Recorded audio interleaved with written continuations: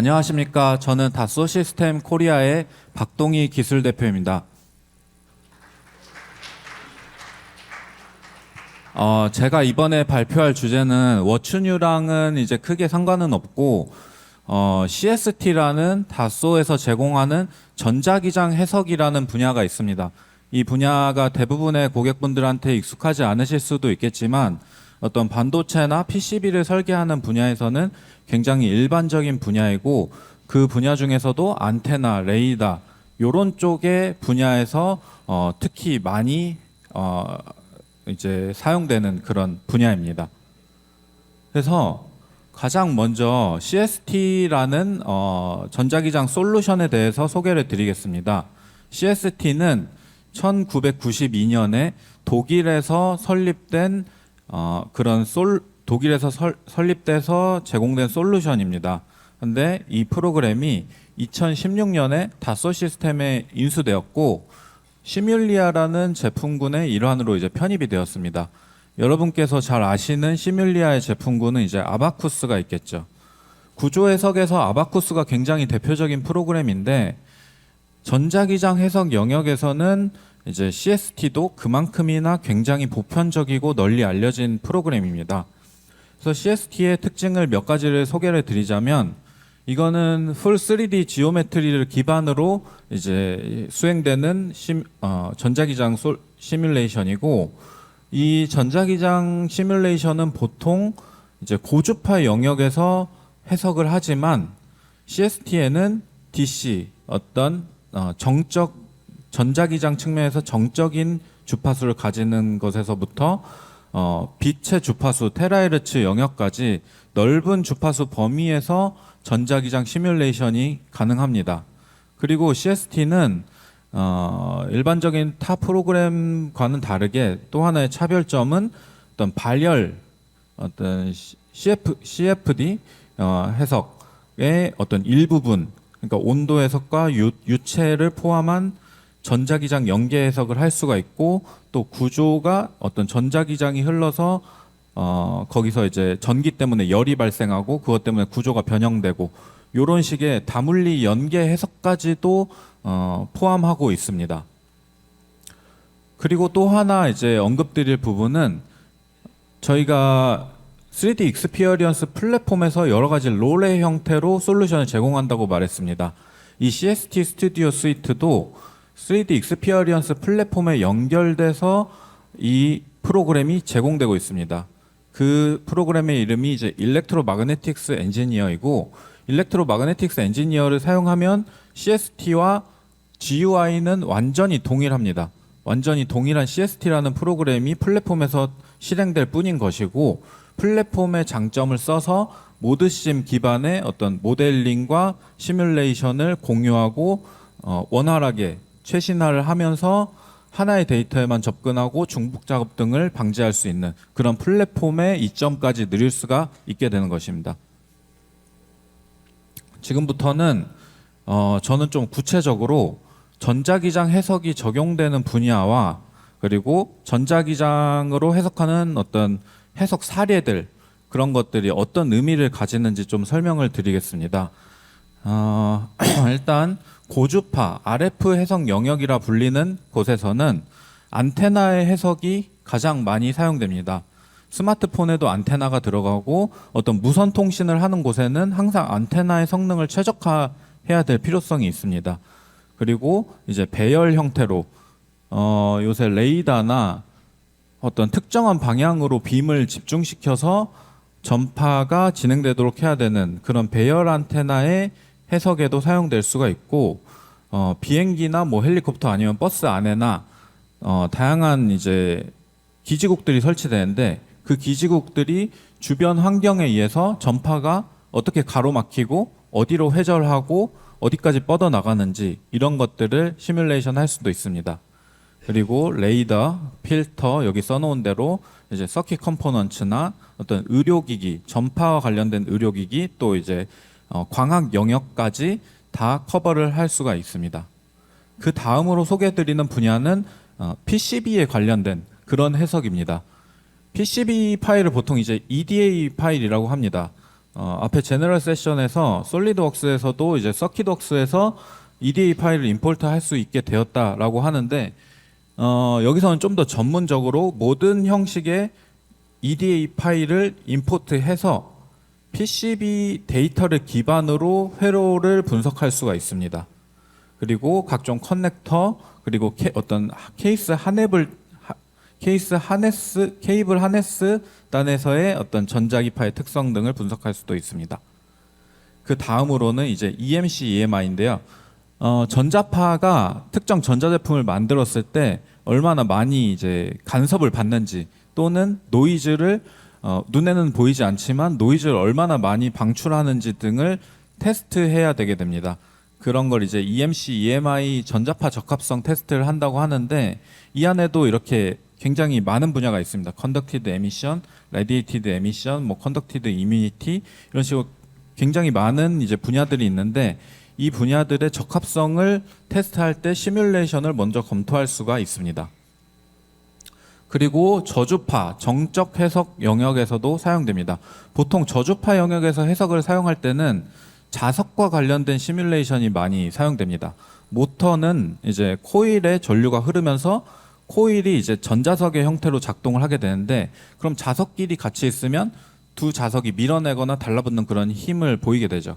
그걸 전기를 통해서도 그런 힘을 만들어낼 수가 있고 그 만들어진 힘은 모터나 이제 액추에이터 등의 각종 기계적인 힘으로 변환돼서 여러 가지 장비에 사용이 될 수가 있습니다. 여기서도 전자기장 해석을 통해서 그런 제품들을 최적화할 수가 있게 되는 겁니다.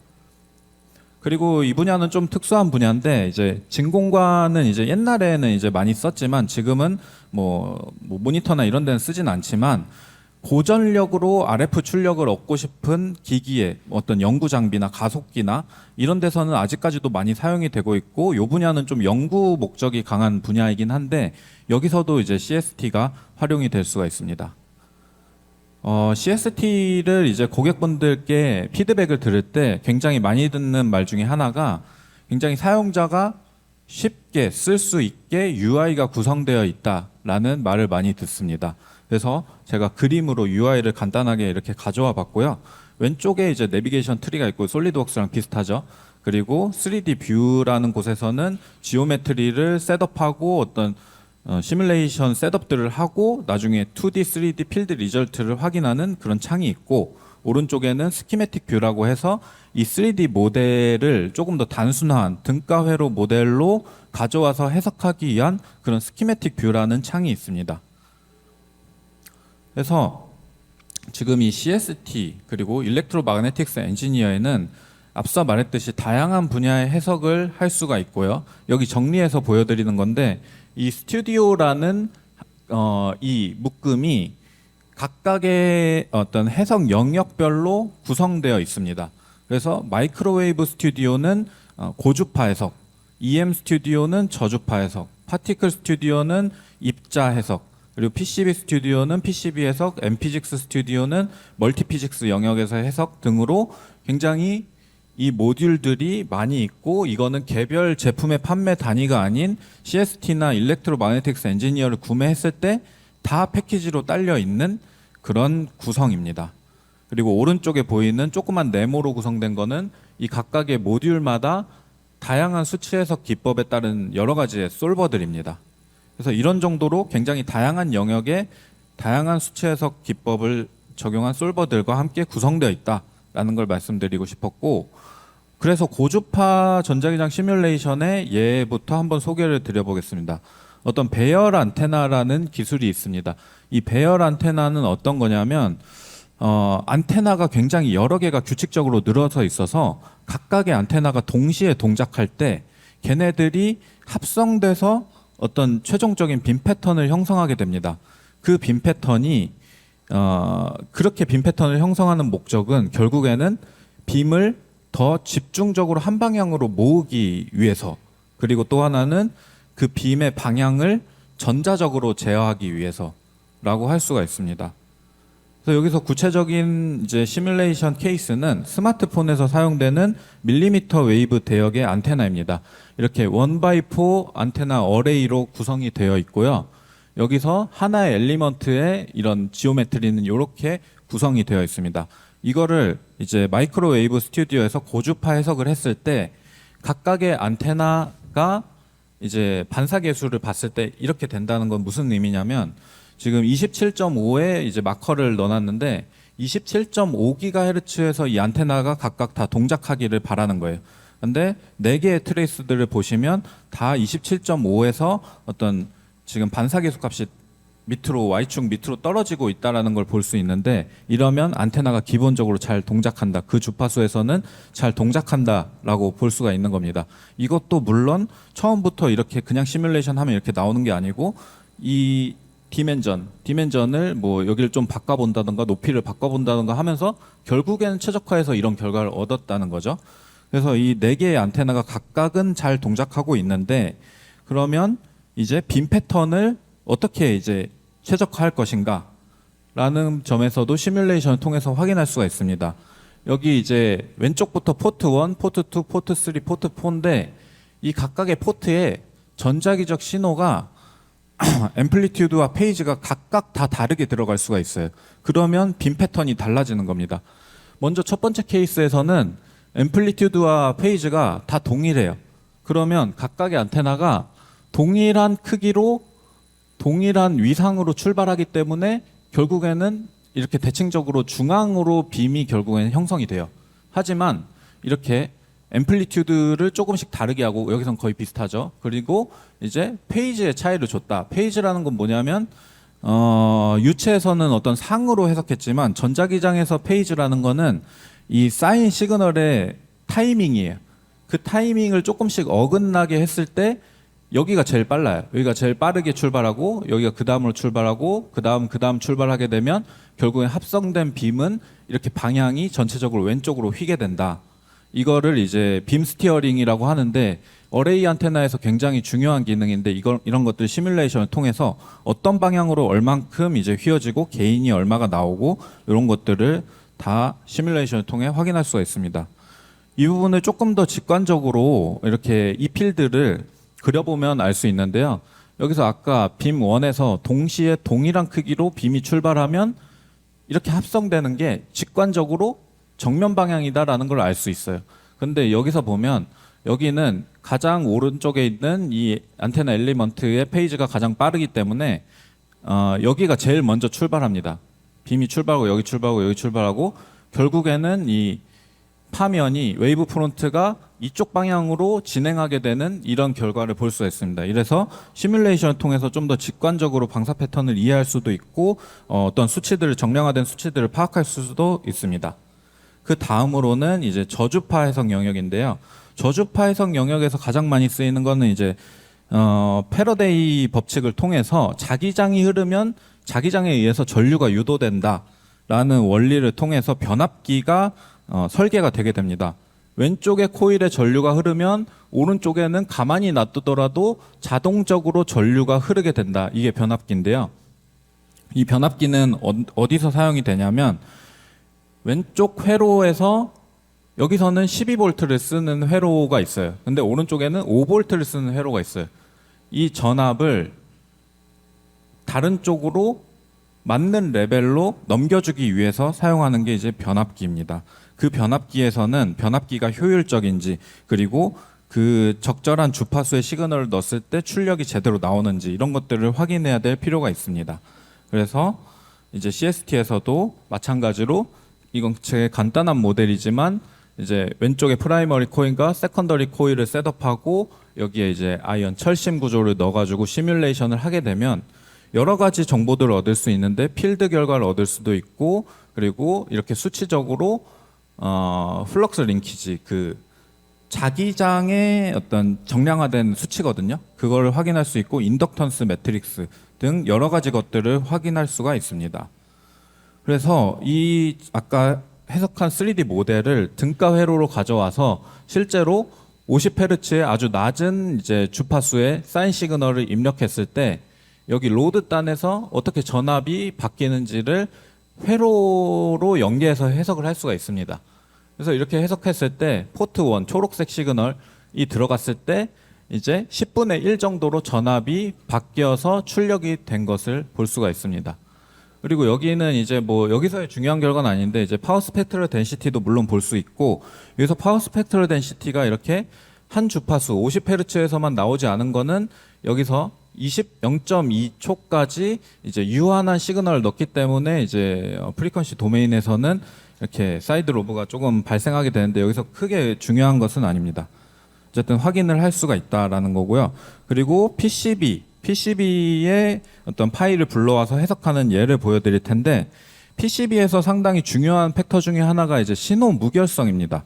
어떤 전자기 신호가 이렇게 1010 하는 신호가 결국은 전압으로 표현이 되는데, 이게 선로를 거치면서 PCB 상의 선로를 거치면서 똑같이 나오길 바래요. 하지만 실제로는 PCB의 휘어짐, 뭐 어떤 다른 선로와의 간섭, 뭐 여러 가지 요인으로 인해서 왜곡이 되게 됩니다. 그런 왜곡되는 팩터들을 어디까지 허용할 수 있는지 결정을 해줘야 돼요. 그래서 이 정도 왜곡이면 괜찮다, 이 정도 왜곡이면 안 된다를 보통 시뮬레이션을 통해서 파악하게 되고, 그 왜곡의 현상은 이렇게 다양한 지표들로 결국에는 결정이 되게 됩니다.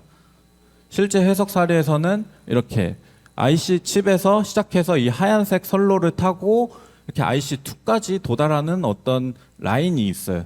이 라인에서 왼쪽에서 신호를 줬을 때 오른쪽에 어떻게 신호의 모양이 도달하는지, 이게 관건인 거예요. 그래서 해석을 했을 때 여기 처음에 입력된 신호가 칩을 통해서 나올 때는 요렇게 시그널이 변형이 됩니다.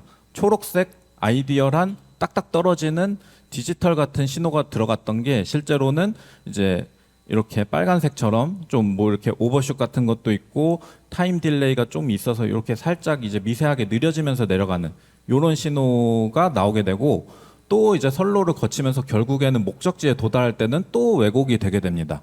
이런 식으로 계속 이렇게 전달되면서 우리가 이제 어떤 말을 했을 때 소문이 퍼질 때 계속 이제 뭔가 이제 살이 덧붙여지고 다른 얘기가 달라지잖아요, 얘기가. 그런 것처럼 PCB에서도 처음에 내가 한 말이 끝단에서 이거 좀 적절한 정도로 전달이 되냐, 요거를 판단할 때 이런 PCB 해석을 사용하게 됩니다. 그 다음으로는 이제 전자기장과 연계한 열이나 구조 해석 시뮬레이션에 대해서 소개를 드리겠습니다. 이거는 이제 일렉트로 서멀 커플드 시뮬레이션이고요. 일렉트로 마그네틱 해석에서 나온 그 로스 값, 그러니까 전기가 흐르면 전선에 열이 발생하죠. 그걸 이제 오밍 로스라고 하는데, 그 오밍 로스를 전자기장 해석을 통해서 산출하게 됩니다. 근데 이제 그게 뭐 단순히 그냥 수치값 뭐 10줄이다 뭐 이렇게 나오는 게 아니라 요 컴포넌트 상에 요 위치에서는 얼마고 요 위치에서는 얼마고 이런 식으로 3D 구조와 매핑돼서 그 히트 값이 나오게 되는 거죠.